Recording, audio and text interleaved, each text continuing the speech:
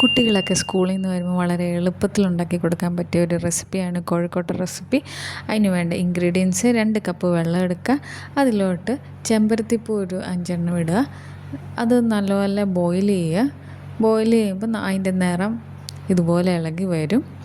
ഒരു 5 മിനിറ്റ് ഇങ്ങനെ ചെയ്ത ശേഷം നമുക്ക് സ്റ്റൗ ഓഫ് ചെയ്യാം. എന്നിട്ട് നമുക്ക് അതൊന്ന് അരിച്ചെടുക്കാം.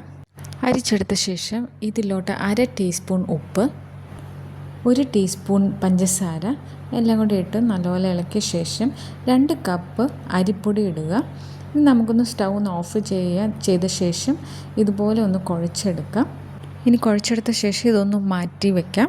ഇനി ഒരു പാൻ എടുത്ത് അതിൽ 3/4 കപ്പ് ശർക്കരയും 1/2 കപ്പ് വെള്ളവും 1/2 കപ്പ് തേങ്ങ ചിരകിയതും എല്ലാം ചേർത്ത ശേഷം വെള്ളവും തേങ്ങയെല്ലാം തേങ്ങയിലോട്ട് ചേർന്ന ശേഷം നമുക്കിതിലോട്ട് 1 ടീസ്പൂൺ നെയ്യും 1 ടീസ്പൂൺ ഏലക്കയും 1/2 ടീസ്പൂൺ ചുക്കും കൂടെ ആഡ് ചെയ്ത് ഒന്ന് ഇളക്കിയ ശേഷം നമുക്കൊന്ന് മാറ്റി വയ്ക്കാം. ഇനി ഈ മാവെടുത്ത് അതിലോട്ട് നമുക്ക് ഈ തേങ്ങ ഇതിലോട്ട് വയ്ക്കാം.